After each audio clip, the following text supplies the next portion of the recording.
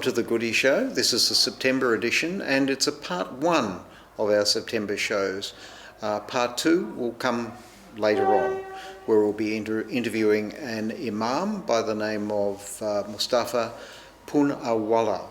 He wasn't able to join us today, so today we have the wonderful company of Reverend Dr. Peter French, who is an Anglican priest, the vicar at St John's Anglican Church in Toorak here in Melbourne. So welcome. Thanks, Jim. Lovely to see you. It's been a while since we've laid eyes upon each other, but too long. You become more handsome every time I see you. That's all I can say. I could say the same thing about you, Jim. Thank you. And I thought priests weren't supposed to lie, but nevertheless, that's all right. So there's a basic assumption with our discussion today is that religion will be positively correlate to mental health. Though we need to identify more specifically how religion facilitates and promotes mental health. Most academic studies, in fact, do support the proposition that religiosity is a net benefit to mental health. So we're certainly taking it from that point of view, and I don't think there's anyone here, myself or yourself, who would disagree with that proposition. No. But it's important to discuss this because for too long there's been a divide between faith and mental health, with mental illness being viewed as a moral or spiritual failing. And spirituality being viewed as somehow unscientific. We've spent too much time in silos where instead we could be finding strength and healing through partnership. Faith and mental health are not antithetical to each other. In fact, we believe they're complementary.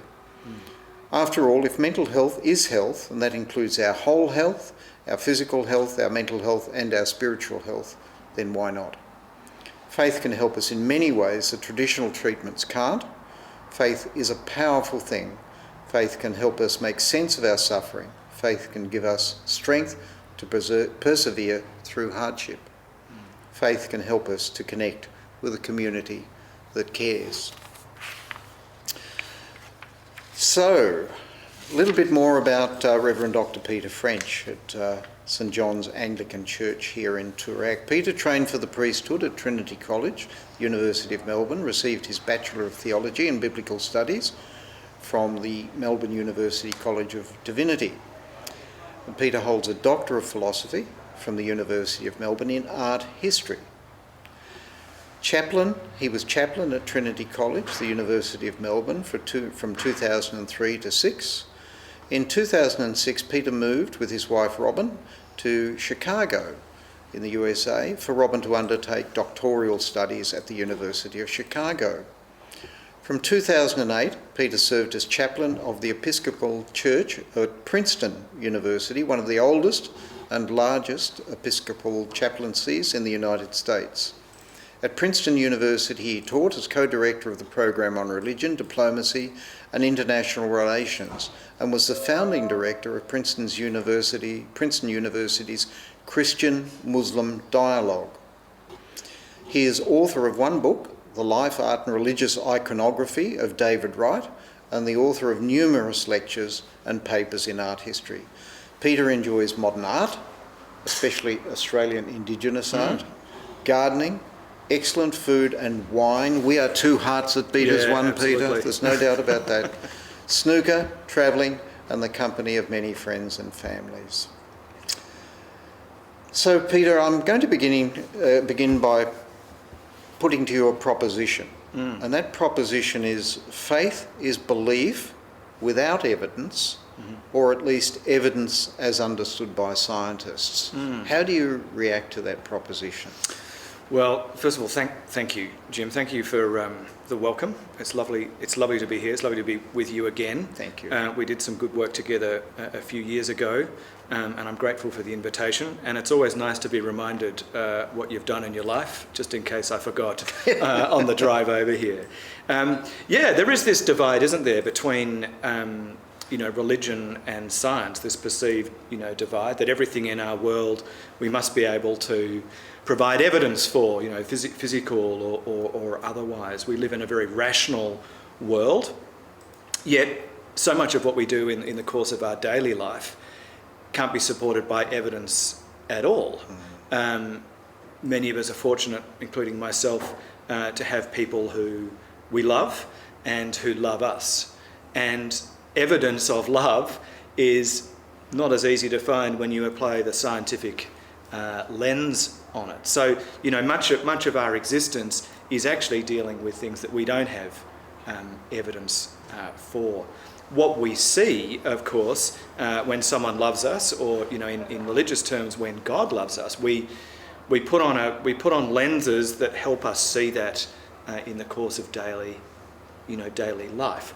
I know my wife loves me because she puts up with my sense of humour, or and more profoundly, she cares for and supports me in my darkest hours and the times when life is difficult for me, and I hope I can say the same thing for her. No, that's wonderful. That's wonderful. Now, you did raise the time of your darkest hours. Yeah. May we investigate that a little more? Sure. In terms of mental health? Yeah. What are some of the stresses that you face as the leader of a church congregation, a very important church congregation, I might say, at your church? Yeah. What are some of the issues that you face? What are some of the stresses that you face in that role, as you inevitably anyone must? Yeah. So, much of my life is in the public eye, and this week already, it's Wednesday now, and I took a funeral service yesterday. I took a funeral service on Monday.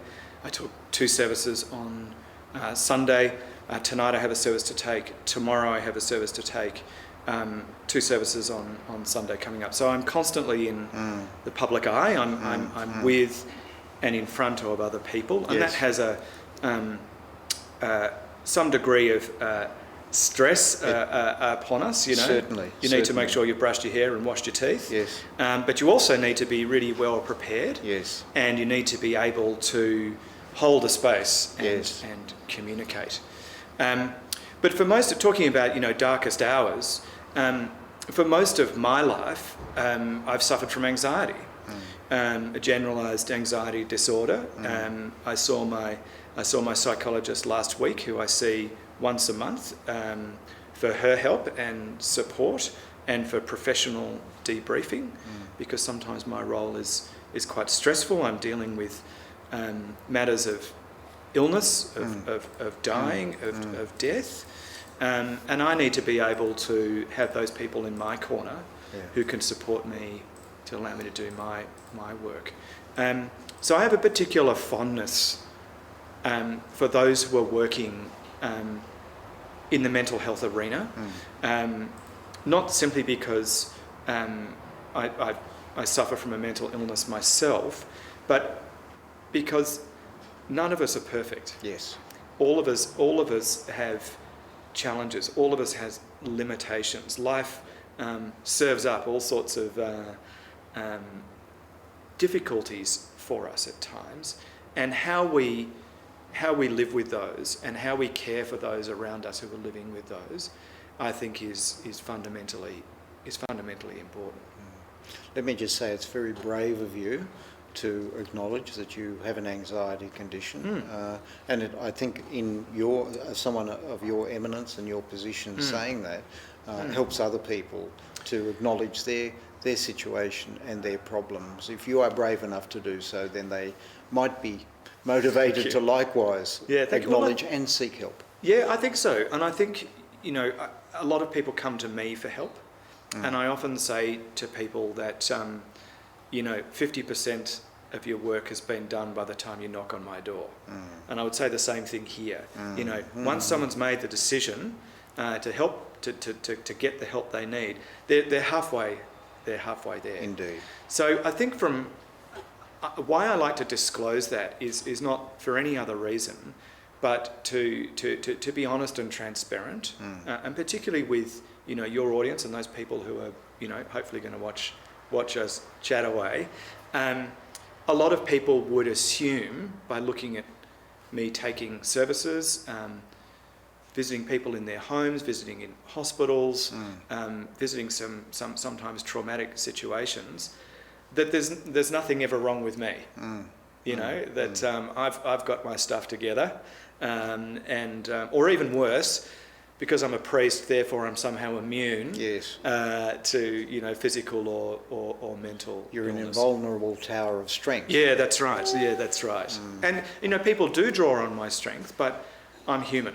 Yes. And just like everybody else, I have my strengths and my weaknesses. So I like to actually share that with people, because people wouldn't think when they see me in front of 500 people speaking that a few minutes before I was terribly nervous or I was in fact terribly anxious. Yeah. Oh, wonderful. Wonderful. Thank you for sharing that. Not at all. Your community, your church community, no doubt draws a lot of strength from being a community. I'd like you to talk about that, but also bring the strength that perhaps you draw from that community and from discussions and being part of such a large supportive community where that support is encouraged amongst the community.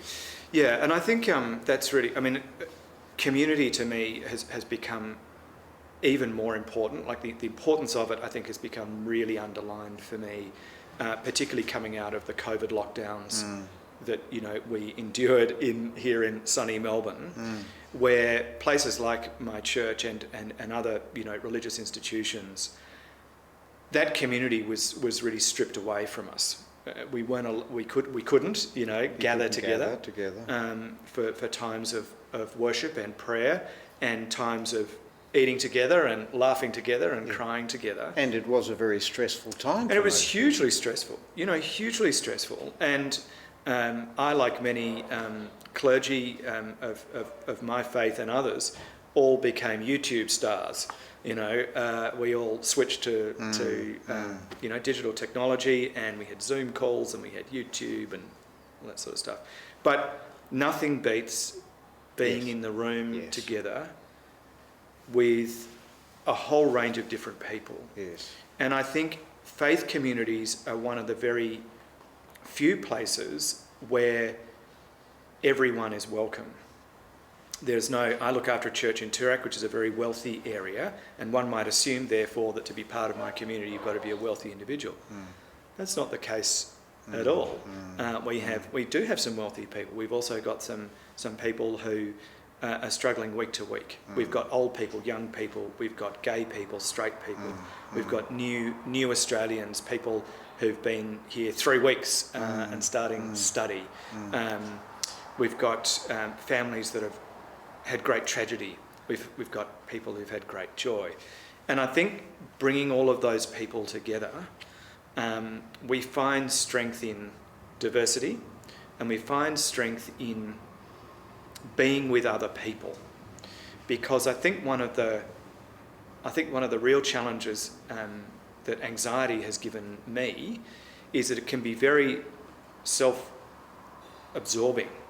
That it's my whole world becomes how I'm feeling, the sweating that I've got, the rapid heart rate, the nervousness, and I think life is all about me. But in fact, life is actually about being together, about sharing the journey, religious or otherwise. And I think community actually, when you turn up on a Sunday morning, in my case, to my community, you can't help but be drawn out of yourself, because you've got other people around you. Yes. And I think in religious institutions, in the practice of worship and prayer, that sort of horizon is even broadened, greatly sort of expanded, when we pray alongside other people and we hear in a way the things that are troubling them. And we say to ourselves, oh, hang on, this isn't all just about me. I'm not the only one who's suffering, or I'm not the only one who has anxiety, or I'm not the only one who's really happy today. I look around my church and there are all these other people who I need to be, I can't help but be conscious of. And that I'm not the only one that's getting benefit from these rituals, from these prayers, from this common task, this common ritual that we're all enjoying and benefiting from. Yeah, that's right. And I think there's a sense of being challenged communally, so that life isn't just about me and my way of looking at the world.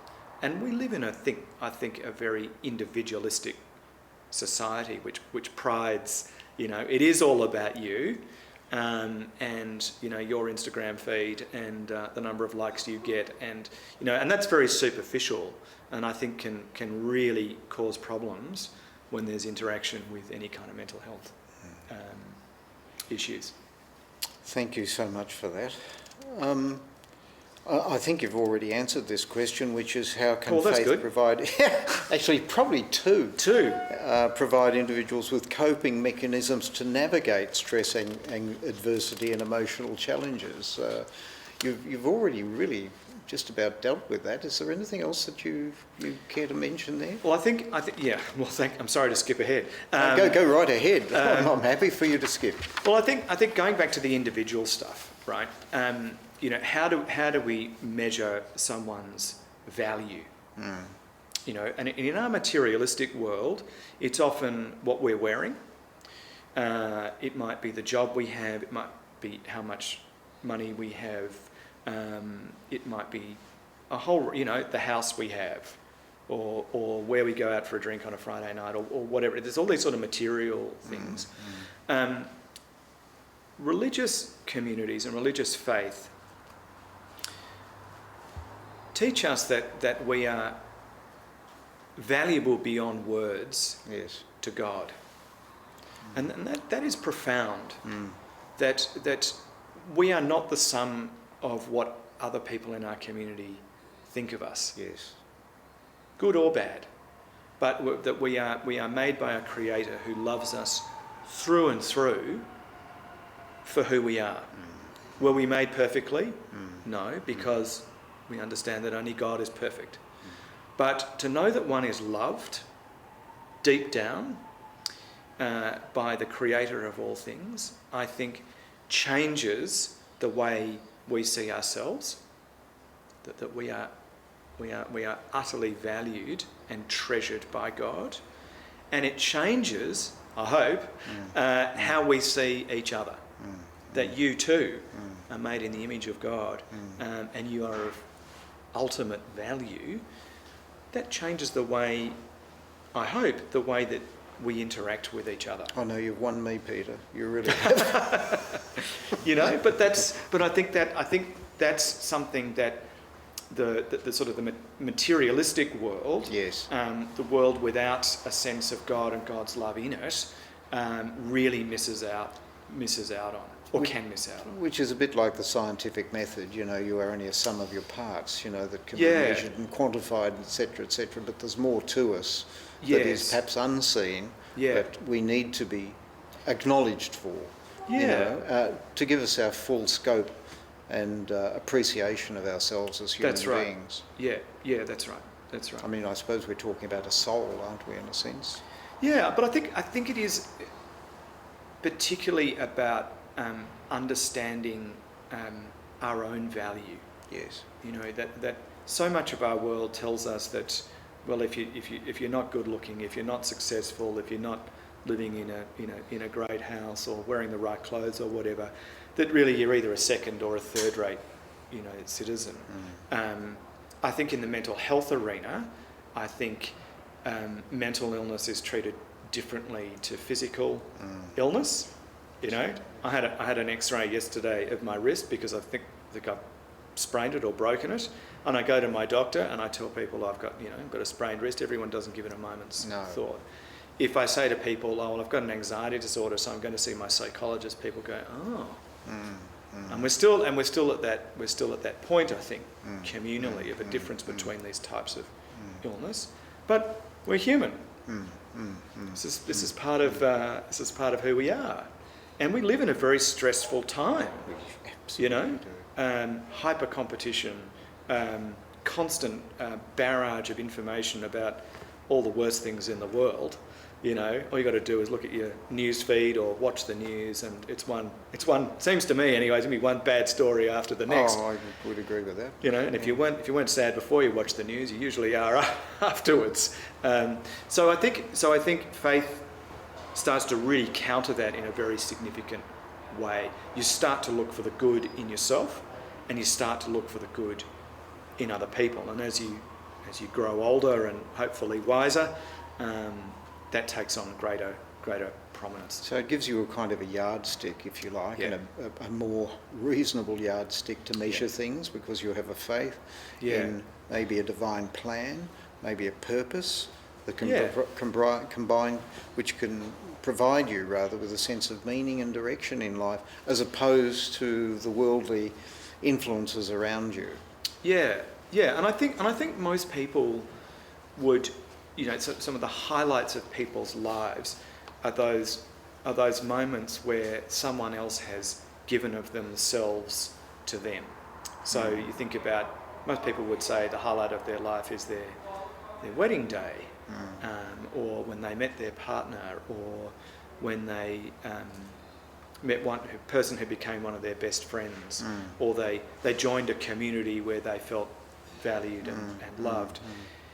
You might say it was the day when you won Tats Lotto, but not many of us get to say that. But it is actually about, life is about when we give of ourselves in the service of someone else.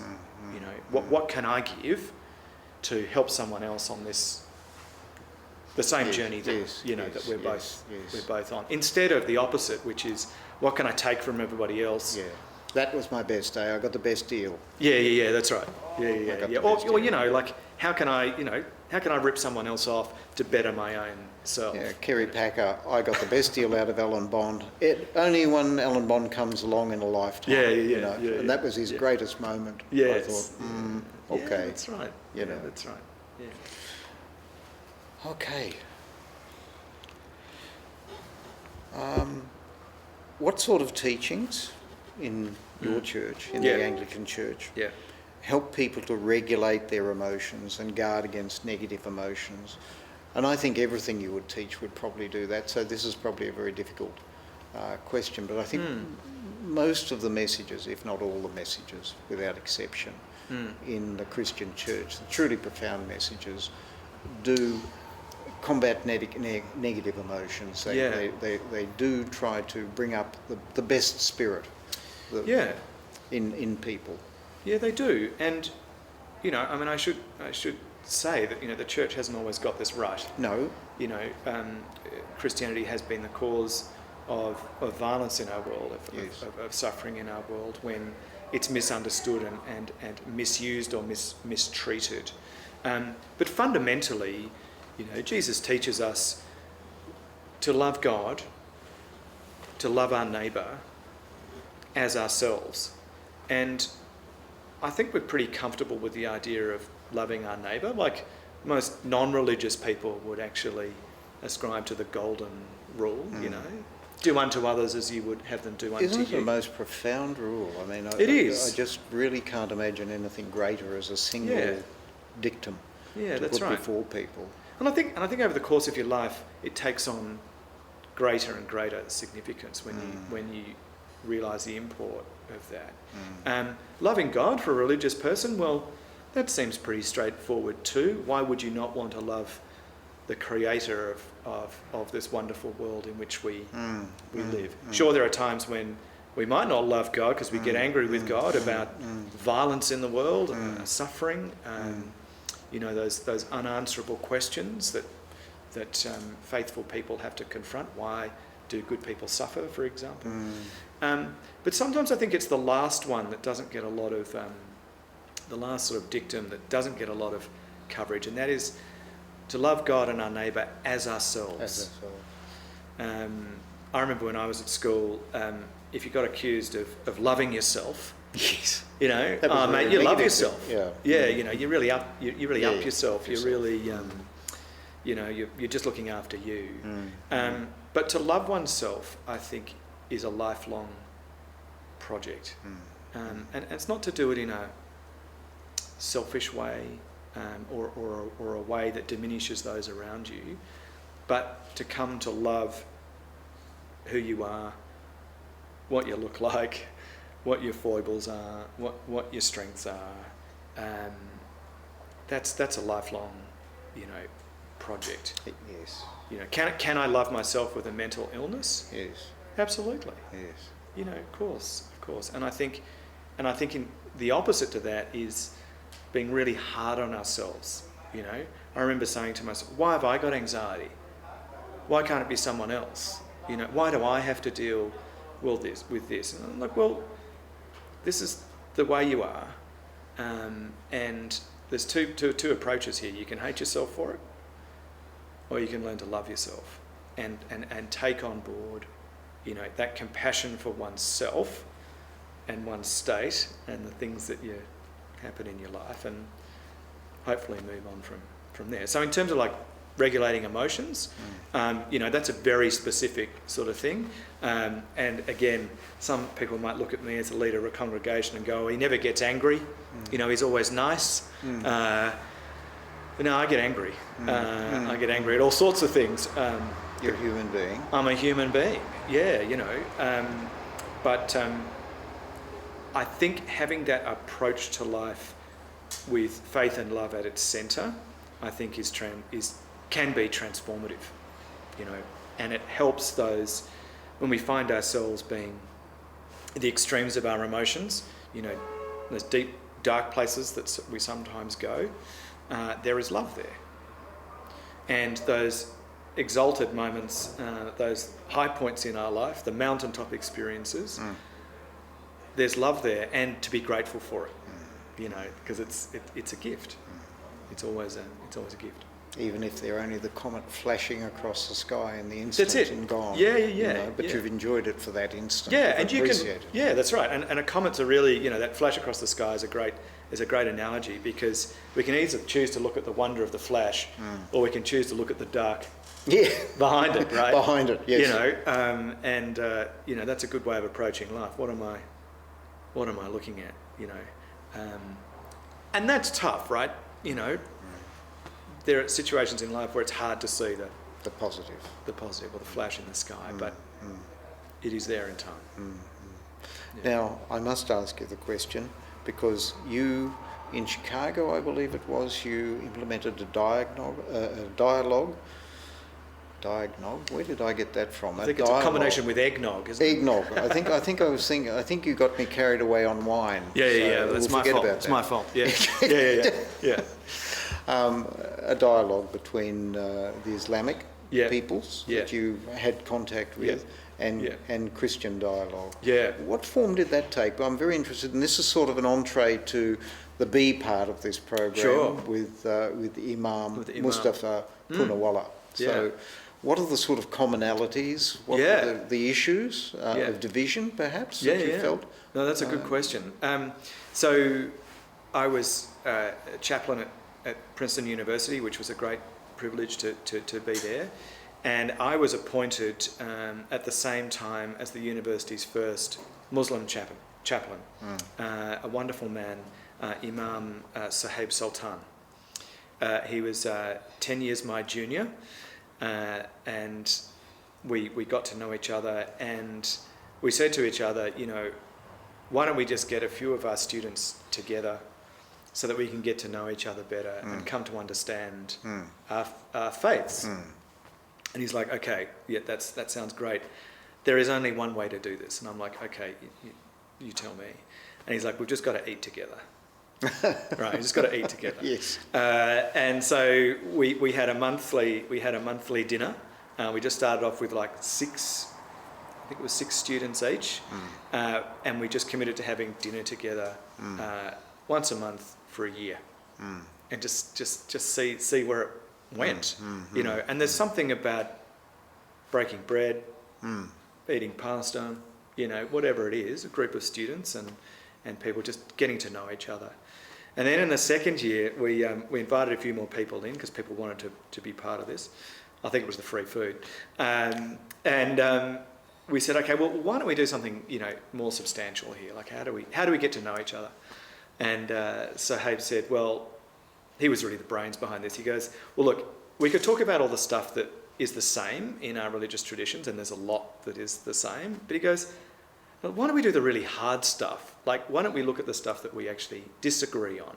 So let's look at how Christians and Muslims make decisions, like referring to what kind of law, What about we talk about this person, Jesus, who, Christians believe is the Son of God, but Muslims see as a revered prophet, and there's a big difference. Yes. Let's look at, approaches to male and female leadership in our tradition. So and on and on it went.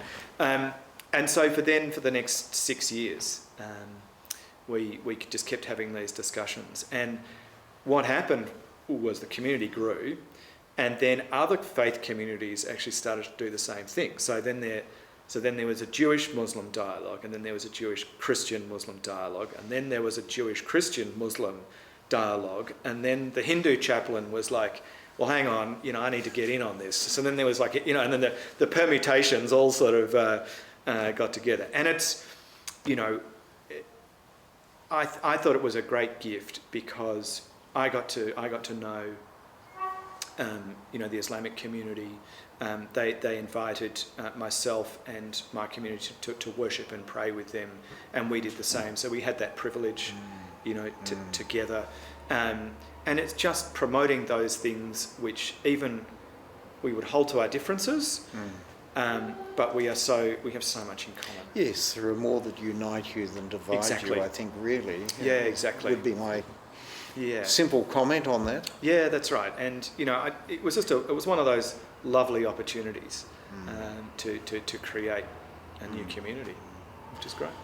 Peter, it's been wonderfully educative and informative and very brave of you to be our guest today, and all the wisdom, and I say that genuinely, wisdom and knowledge and experience that you've brought to this discussion. So I'd like to thank you very, very much for participating today. And we do have an audience here. Yes, we do. And this audience, I'm sure, is quite spellbound by your articulate words and thoughts. And also I'd like to thank you for coming here at very short notice. Not at all. The Mental Health Foundation Australia will no doubt keep up contact with you and your church, and I'm thinking of changing my church. I think I might become an Anglican from a Uniting Church man. It's a wise decision. It's a wise decision. All right. Yeah. Thanks so much, Jim. Lovely to be here. Thank you. Good on you. So, I hope that you've enjoyed that. I certainly have with Reverend Doctor. Should I say? You just call me Peter, I think. It's a Peter lot easier. is easier. Peter's good. But certainly the wonderful vicar at St John's Uniting Church in Toorak. Anglican Church. Anglican Church. What did I say? Uniting. Uniting Church. I've got to get rid of that. Anglican Church in Toorak. And yes, tomorrow we will be having an interview with Imam Mustafa Poonawalla. And I hope you will look forward to that, just as you have no doubt looked forward to Peter's interview. Thank you so much.